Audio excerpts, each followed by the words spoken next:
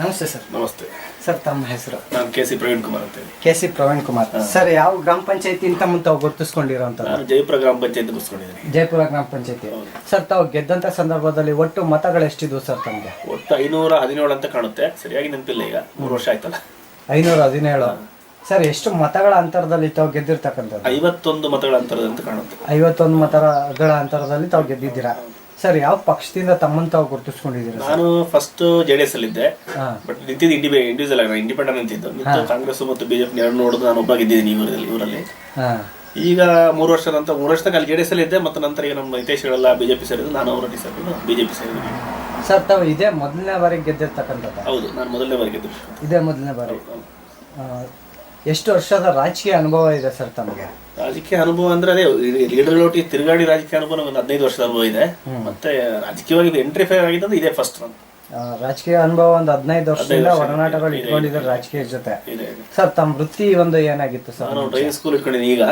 ಮತ್ತೆ xerox centre ಇಟ್ಕೊಂಡಿದ್ದೀನಿ Jayapura bus stand ಒಂದು ಆಫೀಸ್. ಸರ್, ಜೆರಾಕ್ಸ್ ಅಂಗಡಿ ಒಂದು ವೆಹಿಕಲ್ ಡ್ರೈವಿಂಗ್ ಸ್ಕೂಲ್ ಇಟ್ಕೊಂಡು ನೀವು ರಾಜಕೀಯಕ್ಕೆ ಬರ್ಬೇಕು ಅಂತ ಹೇಗೆ ಅನಿಸ್ತು ಸರ್ ತಮಗೆ? ಅಲ್ಲ, ರಾಜಕೀಯಕ್ಕೆ ಬಂದ ಮೇಲೆ ನೋಡಿ, ಮೊದಲು ಚಪ್ಪಲ್ ಅಂಗಡಿ ಇತ್ತು. ರಾಜಕೀಯಕ್ಕೆ ಬಂದ ಮೇಲೆ ಇದೆಲ್ಲ ತಗೊಂಡಿದ್ದಾನೆ, ಇದೆಲ್ಲ ಮಾಡ್ಕೊಂಡಿದ್ದೀನಿ. ಮೊದಲು ಒಂದು ಸ್ಲೀಪರ್ ವ್ಯಾಪಾರಿ ಆಗಿದ್ರೆ, ಹಂಗಿದ್ದು ನೀವು ಒಂದು ವ್ಯಾಪಾರಿ ಆಗಿದ್ರೆ ರಾಜಕೀಯಕ್ಕೆ ಬರಬೇಕು ಅಂತ ಹೇಗೆ ಅನಿಸ್ತು ಸರ್ ತಮಗೆ? ನಾನೊಂದಷ್ಟೆಲ್ಲ ಸರ್ವಿಸ್ ಮಾಡಿದ ರಾಜಕೀಯಕ್ಕೆ ಬಂದಿದ್ದು.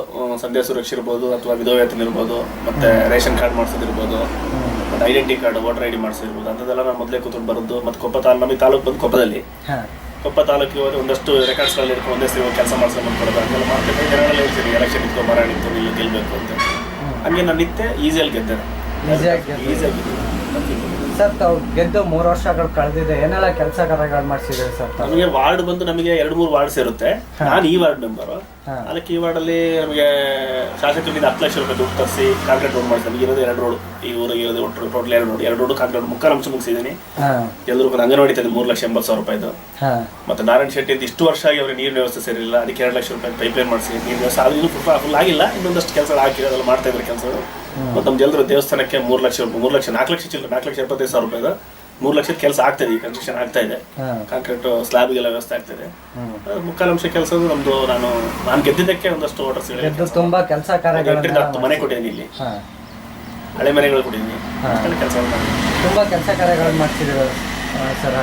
ನಮ್ಮ ವಾರ್ಡಿಗೆ ಬಂದಂತ ಎಲ್ಲಾ ದುಡ್ಡುಗಳನ್ನು ನಾನು ಖಾಲಿ ಮಾಡಿ ಕೆಲಸ ಮಾಡಿಸಿ ಖಾಲಿ ಮಾಡಿದ್ದೀರಾ ಸರ್? ಇನ್ನ 2 ವರ್ಷ ಕಾಲಾವಧಿ ಇದೆ, ಏನೆಲ್ಲ ಕೆಲಸ ಕಾರ್ಯಗಳು? ಒಂದಷ್ಟು ಕೆಲಸಗಳಿದೆ, ಇನ್ನೊಂದಷ್ಟು ಮನೆಗಳು ಕೊಡಕ್ಕಿದೆ, ಸ್ವಲ್ಪ ರೋಡ್ಗಳು ಕಂಟಿನ್ಯೂಸ್ ಆಗಕ್ಕಿದೆ. ಅದೆಲ್ಲ ಮಾಡೋಕೆ ನಮಗೆ ಒಂದು ಪಂಚಾಯತ್ ಸಪೋರ್ಟ್ ಇದ್ದಾರೆ, ಪಂಚಾಯತ್ ಇಲ್ಲ ಅಂದ್ರೆ. ಮತ್ತೆ ಇಂಜಿನಿಯರ್ಸ್, ಈಗ ಯಾವುದೇ ಒಂದು ಕೆಲಸ ನಾವು ಮಾಡ್ಬೇಕು, ನಮ್ಮ ಇಂಜಿನಿಯರ್ಸ್ ಆಗ್ಬೋದು, ಅಥವಾ ಪಂಚಾಯತ್ ಅವರು ಇರ್ಬೋದು, ಸೆಕ್ರೆಟರಿ ಇರ್ಬೋದು, ಅವರೆಲ್ಲ ಕೈ ಜೋಡಿಸಿದ್ರೆ ನಾವು ಒಳ್ಳೆ ಕೆಲಸ ಮಾಡೋಕ್ಕಾಗುತ್ತೆ. ಯಾರೋ ಸ್ವಲ್ಪ ಹಿಂದಿಟ್ರೆ ಆ ಕೆಲಸ ನಿಂತು ಹೋಗ್ತದೆ. ಅವರೆಲ್ಲ ಕೈ ಜೋಡಿಸಿ ನಿಮ್ಮ ಜೊತೆ ಸಹಕಾರ ಕೊಟ್ಟರೆ ನಿಮಗೆ ತುಂಬಾ ಕೆಲಸ ಕಾರ್ಯಗಳು ಮಾಡಬೇಕು ಅಂತ ಅನ್ಕೊಂಡಿದ್ದೀರಾ ಸರ್? ನಿಮ್ಮ ಕುಟುಂಬದಲ್ಲಿ ಮುಂಚೆ ಯಾರು ರಾಜಕೀಯದಲ್ಲಿ ಇದ್ರ? ನೀವೇ ಮೊದಲನೇ ಬಾರಿಗೆ? ಇಲ್ಲ, ಇಷ್ಟು ವರ್ಷ ಯಾರು ರಾಜಕೀಯ, ನಾನೇ ಮೊದಲೇ ಆಗಿದ್ದೀನಿ. ನೀವೇ ಮೊದಲು ಸರ್? ನಿಮ್ಮ ಗ್ರಾಮದ ಜನತೆ ನಿಮ್ಮ ಬಳಿ ಬಂದು ಯಾವುದ್ರ ಬಗ್ಗೆ ಹೆಚ್ಚಿನ ಸಮಸ್ಯೆಗಳು ಹೇಳ್ಕೊಳ್ತಾ ಇರುವಂತದ್ದು ಸರ್? ನಮಗೆ ಸಮಸ್ಯೆ ಒಂದು ನೀರಿನ ಒಂದು ಬಿಟ್ರೆ ಮತ್ತೆ ಯಾವ್ದು ಕಾಣ್ತಿಲ್ಲ. ನೀರು ಸಮಸ್ಯೆ, ಅವರು ಜಾಸ್ತಿ ನೀರ್ನೇ ಕೇಳೋದು ನಿಮ್ಮ ಹತ್ರ. ಅದನ್ನೆಲ್ಲ ಯಾವ ತರ ಬಗೆಹರಿಸ್ತಾ ಇದ್ದೀರಿ? ಅದೇ 2 ಲಕ್ಷ ರೂಪಾಯಿ ಪೈಪ್ ಲೈನ್ ಮಾಡಿಸಿದೀವಿ. ಇನ್ನೂ ಒಂದಷ್ಟೆಲ್ಲ ಕೆಲಸ ಇದೆ. ನಿನ್ನೆ ಒಂದು ಮೀಟಿಂಗ್ ಇತ್ತು, ಅದರೊಳಗೆ ಸಮೇತ ಒಂದು 13 ಲೈನ್ ಪೈಪಿಗೆ 22 ಲೈನ್ ಪೈಪಿಗೆ ಬರ್ದಾಕಿದ್ದೀನಿ. ಅದು ಈಗ ಬಂದ್ಬಿಟ್ರೆ ಅದ್ರ ಕೆಲಸ ಫಿನಿಶ್ ಆದಂಗೆ ಆಗುತ್ತೆ. ಮತ್ತೆ ಇನ್ನೊಂದು ಮನೆ ಕೊಡಕೊಂಡು, ಮನೆಗಳು ಮೊದಲು ಹೋದ ವರ್ಷ ನಮಗೆ 100 ಮನೆ ಬಂತು ಪಂಚಾಯತಿಗೆ. 100 ಮನೆ. ಈ ಸರಿ ಬರೀ 4 ಮನೆ ಬಂದಿದೆ. ಅದ್ರಲ್ಲಿ ಹೆಂಗ್ ನಾವು ಹಂಚೋದು ಇರ್ದು ಅದ್ರಲ್ಲಿ ಕ್ಯಾಟಗರಿ ವೈಸ್ ಕೊಡ್ತೀವಿ. SC/ST ಕೊಡ್ಬೇಕು, ಹಿಂದುಳಿದ ವರ್ಗಗಳಿಗೆ ಕೊಡ್ಬೇಕು. ಜನರಲ್ಲಿ 1 ಮನೆ ಕೊಟ್ಟಿದ್ದಾರೆ, ನಾವು ಯಾವ ರೀತಿ ಕೊಡೋದು ಗೊತ್ತಿಲ್ಲ. ಇನ್ನು ಮುಂದೆ ಮನೆ ಬಂದ್ರೆ ಆ ಮನೆಗಳನ್ನು ಎಲ್ಲರಿಗೂ ಹಂಚ್ಕೊಡ್ಬೇಕು ಸರ್. ತಾವು ಹೆಚ್ಚಿನ ಆದ್ಯತೆ ವಹಿಸಿ ಯಾವ ಕೆಲಸದ ಬಗ್ಗೆ ಹೆಚ್ಚಿನ ಆದ್ಯತೆ ವಹಿಸಿ ಮಾಡ್ತಾ ಇರೋಂಥದ್ದು? ಎಲ್ಲ ಹೆಚ್ಚಿನ ಆದ್ಯತೆ ಅಂತ ಯಾವ್ದು ಕೊಡು, ಬಟ್ ನಮ್ಮ ದೇವಸ್ಥಾನ ನಮ್ಗೆ ಎಲ್ಲರೂ ಇಡೀ ಊರಿಗೆ ಸೇರಿ ಒಂದು ದೇವಸ್ಥಾನ ಇದೆ, ಸಾರ್ವಜನಿಕ ದೇವಸ್ಥಾನ, ಅಂದ್ರೆ ಗ್ರಾಮ ದೇವತೆ ಮಾರಿಯಮ್ಮ ಅಂತ ಹೇಳಿ. ಅದ್ರ ಪಕ್ಕದ ಹಳ್ಳ ಕರ್ಕೊಂಡು ಹೋಗ್ತಾರೆ, ಅದಕ್ಕೆ ಕಾಂಕ್ರೀಟ್ ವಾಲ್ ಮಾಡಿಸಿದೆ. ಈ ಪಿಲ್ಲರ್ ಕೂರಿಸಿ ಇನ್ನು ಸ್ಲ್ಯಾಬ್ ಒಂದು ಮಾಡಕ್ಕಿದೆ.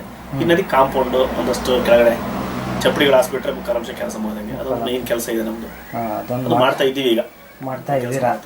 Okay sir. ಸರ್, ರಾಜಕೀಯದಲ್ಲೇ ಮುಂದುವರಿಬೇಕು ಅಂತ ಏನಾರು ತಾವು? ಇಲ್ಲ, ಸಾಕಾಗಿರುತ್ತೆ ನಮಗೆ ರಾಜಕೀಯಕ್ಕೆ ಬೇಡ. ಈಗ ಬಂದಾಗಿದೆ, ಫಸ್ಟ್ ಫೀಲ್ಡ್ ಬಂದಾಗಿದೆ, ನನಗೆ ಸ್ಯಾಟಿಸ್ಫ್ಯಾಕ್ಷನ್ ಅಷ್ಟು ಕೆಲಸ ಮಾಡಿದ್ದೀನಿ. ನಾನು ಅನ್ಕೊಂಡಿದ್ದೀನಿ, ಜನಗಳಿಗೆ ಏನು ಅಂತ ಗೊತ್ತಿಲ್ಲ, ಮಾಡಿದ್ದೀನಿ. ನಾನು ಅನ್ಕೊಂಡಿದ್ದೀನಿ ನನಗೆ ಇನ್ನೂ ರಾಜಕೀಯ ಬೇಡ ಅಂತ ಅನಿಸಿದೆ. ಯಾಕಂದ್ರೆ ಸೀದಾ ಕೆಲಸ ಮಾಡಕ್ ಆಗಲ್ಲ.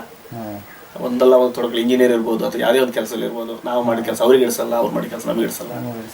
ಒಂದಷ್ಟು ಕೆಲಸ ಈಗ NRG ಕೆಲಸ ಮಾಡಿಸ್ಕೊಂಡ್ರೆ ಕೈಯಿಂದ ನಾವು ದುಡ್ಡು ಹಾಕೊಂಡು ಕೆಲಸ ಮಾಡಿಸಿರ್ತೀವಿ. ಬಿಲ್ ಹಾಕಿ ಎಷ್ಟೋ ಒಂದು 6 ತಿಂಗಳು ಕಾದ ಇದು ಉಂಟು. ಹಂಗೆಲ್ಲ ಆದಾಗ ಸಾರ್ವಜನಿಕ ಸಿಕ್ಕಾಪಟ್ಟೆ ನಮಗೆ ಎಫೆಕ್ಟ್ ಆಗ್ತದೆ. ಅದರಿಂದ ರಾಜಕೀಯ ಬೇಡ ಅನ್ನೋ ಉದ್ದೇಶದಲ್ಲಿ ಇದೀನಿ, ಇನ್ನೆಂತ ಗೊತ್ತಿಲ್ಲ. ಮುಂದೆ ಇನ್ನೂ ಟೈಮ್ ಇದೆ, ಅವಾಗ ಯಾವ ಥರ ಬದಲಾಗ್ತದೆ ಆ ಥರ ಬದಲಾಗೋಣ ಅಂತ. ಸರ್ ತಮಗೆ ಸ್ಫೂರ್ತಿ ಅಂತ ಯಾರು ಇದ್ದಾರಾ ಸರ್? ಸ್ಫೂರ್ತಿ ಅಂತಿಲ್ಲ, ಸಾರ್ವಜನಿಕರೇ ಸ್ಫೂರ್ತಿ. ನನಗೆ ಬಡವರು ನಂಗೆ ಸ್ಫೂರ್ತಿ. ಅವರೇ ಎಲ್ಲ ನನಗೆ ಆ ಕೆಲಸ ಈಗ ಮಾಡ್ಕೊಡ್ಬೇಡ, ಈ ಕೆಲಸ ಮಾಡ್ಕೊಡ್ಬೇಡ ಅಂತ ಬಂದಿದ್ದಾರೆ. ಬಂದಷ್ಟು ಎಲ್ಲದೂ ಮಾಡ್ಕೊಡ್ತೀನಿ. 100% ಯಾರು ಸ್ಯಾಟಿಸ್ಫ್ಯಾಕ್ಷನ್ ಹೇಳಕ್ಕಾಗಲ್ಲ. ಮುಕ್ಕಾಲಂಶ ಕೆಲಸ ನಾನು ಮಾಡಿದ್ದೀನಿ, ಸಂತೋಷ ಇದೆ. ಏನೇ ಕೇಳಿದ್ರು ನೀವು ಮಾಡ್ತಾ ಇದ್ದೀನಿ. ಇನ್ನು ಯಾರೇನು ಕೆಲಸ ಹೇಳ್ಕೊಂಬೋದು ನಾನು ಮಾಡ್ತಿದ್ದೀನಿ.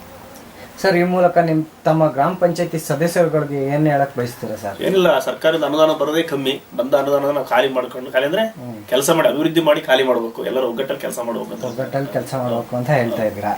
ಸರ್ ನೀವು ತಾವು ಗೆದ್ದು ಈ ಸ್ಥಾನಕ್ಕೆ ಬರ್ಬೇಕು ಅಂದ್ರೆ ನಿಮ್ಮ ಗ್ರಾಮದ ಜನತೆಯ ಕಾರಣ. ಹೌದು.